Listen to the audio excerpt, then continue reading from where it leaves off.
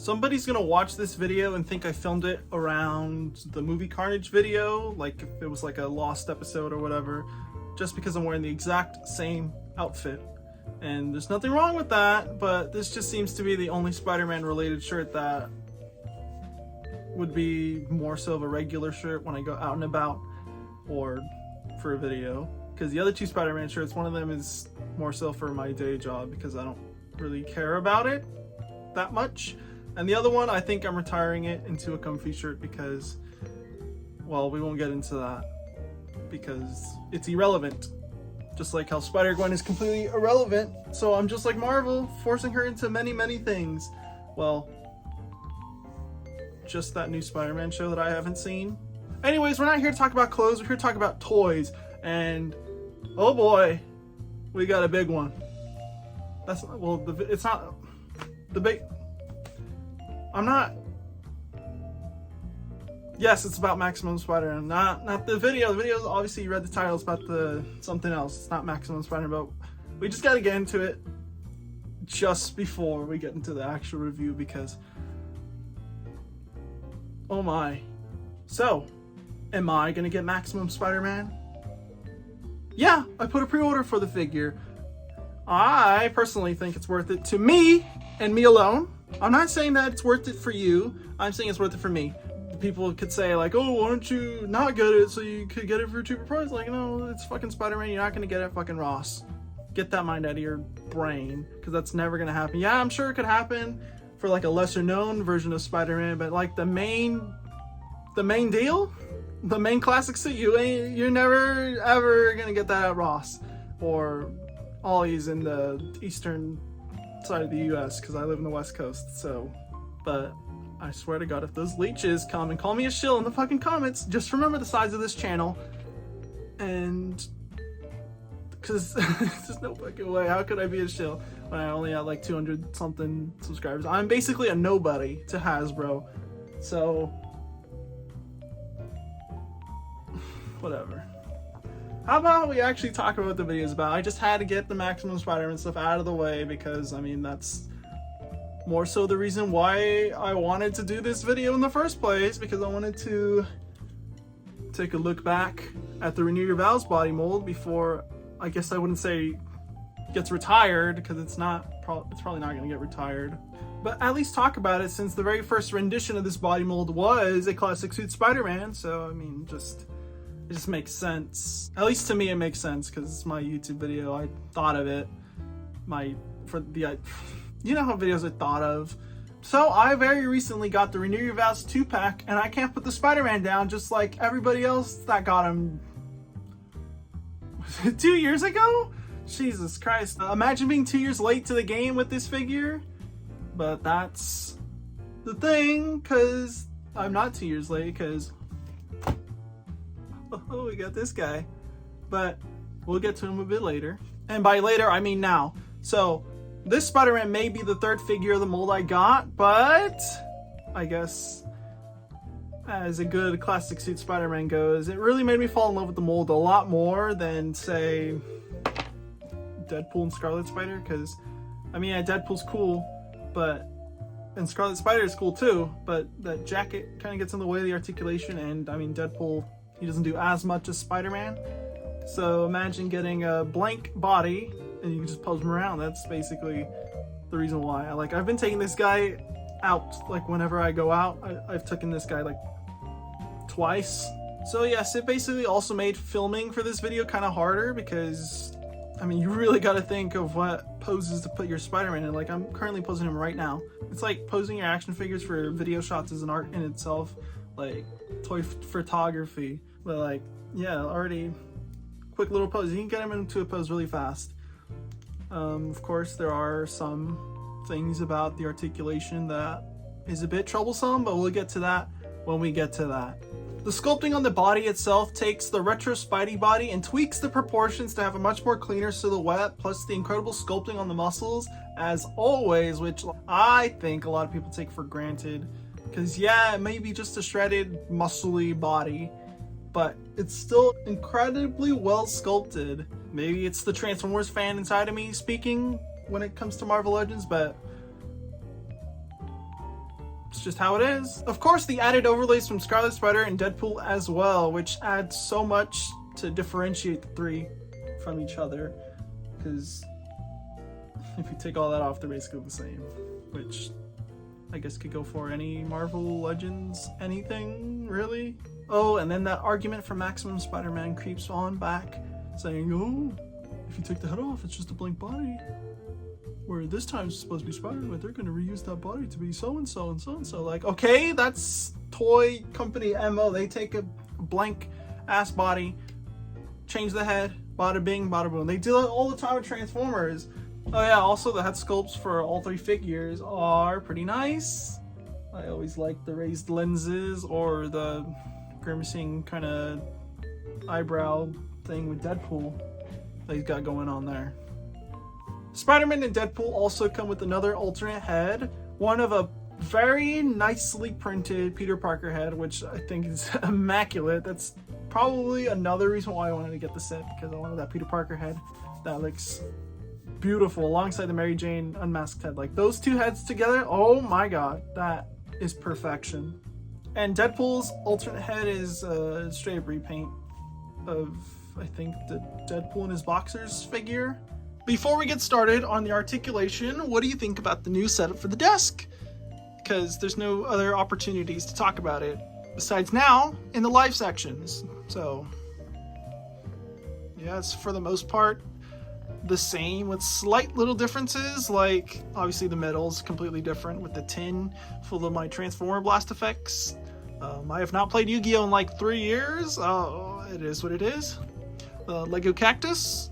And then this corner is basically exactly the same, except the addition of the Toa masks once again, because now they're not with the donkey anymore, because they're right there.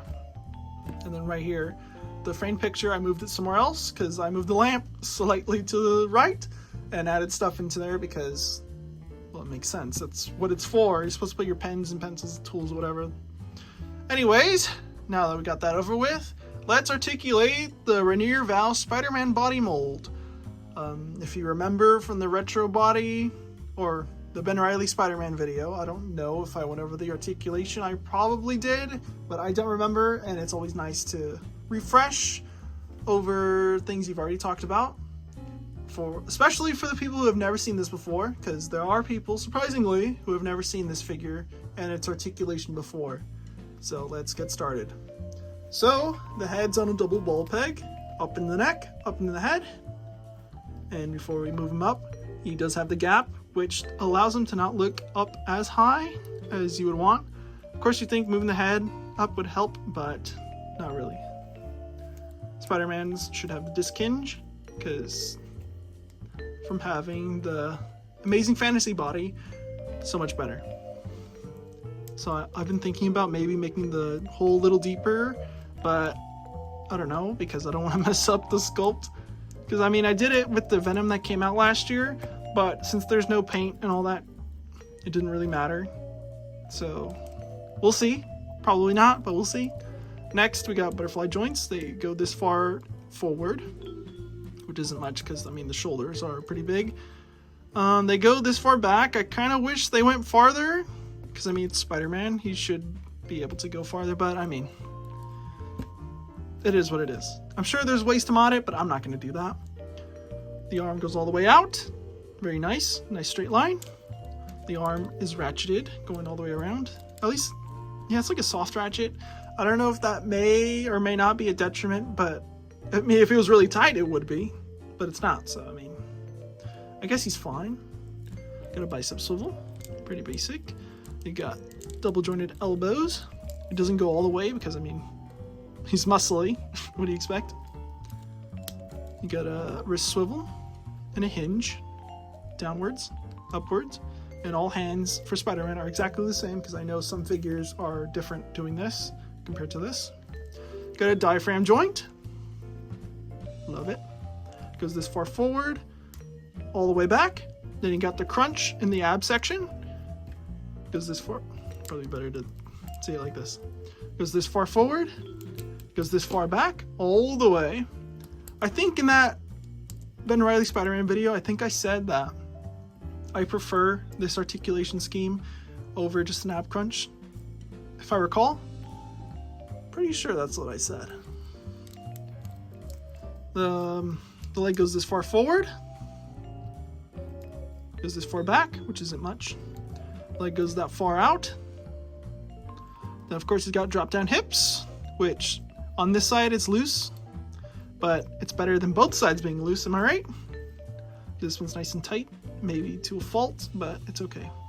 And what I said earlier about the detriment about this area, because like you put the leg up, you don't really got much room to like really get it up. So like if you do like a pose like this or whatever, hold on, you do like a pose like this, you can't really do much with that because I mean the hip area, there's not really a lot of room here, which I think on the Maximum Spider-Man there's more room in there, so you could do poses like that a lot easier. But I mean, of course we won't know till then, till we get the figure. He's good at thigh swivel. Just really tight on my copy, at least on that leg. Yeah, well, he's got him really tight. Okay. Double jointed knees, like always. Except for your Star Wars figure, got a boot cut. The foot hinges forward.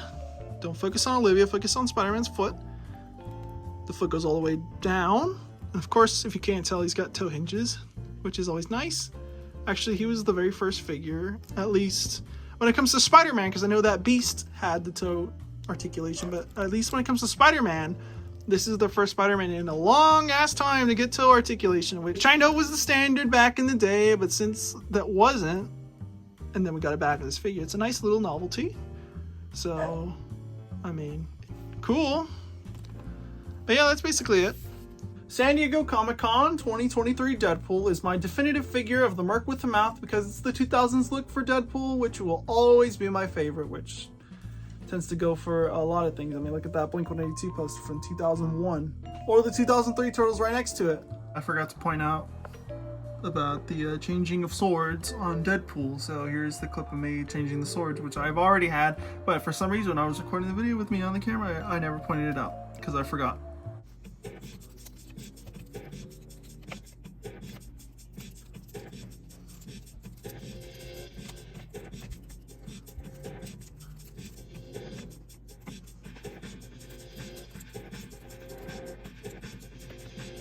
Scarlet Spider is also a pretty much definitive one and done for me because they already did anything you could possibly do with the Scarlet Spider figure. They gave him a better body mold with more articulation. They gave him all the Spider-Man hands you could possibly ask for, and that's pretty much all you need. I don't care he doesn't come with an unmasked head. Specifically for Scarlet Spider, for like his Spider-Man suit, when Ben Reilly becomes Spider-Man, then maybe I would care. But right now, I don't care.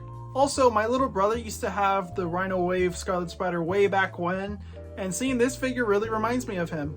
Also, yes, if you remember from the Last Stand Spider-Man video, I said I couldn't find a Scarlet Spider anywhere. Well, obviously I did find one, and surprisingly relatively close to retail price, which was a shock to me because I thought he was going to go for more, because if you know with Spider-Man stuff, it goes up and up and up. Which I could say about a certain 2-pack that I mentioned in this video.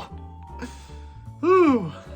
As nice as the other two figures are, it's Spider-Man, like I said earlier, is what really made me fall in love with the mold.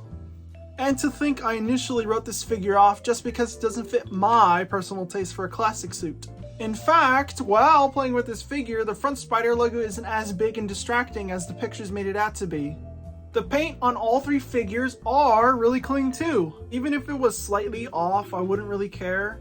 I would if major sections of paint was missing, and only in the case of Marvel Legends, because, well, now that I think about it, it's a really rare thing that's ever happened to me. The only time I've ever experienced missing paint was on Prime RC, and it was just a simple little line, so...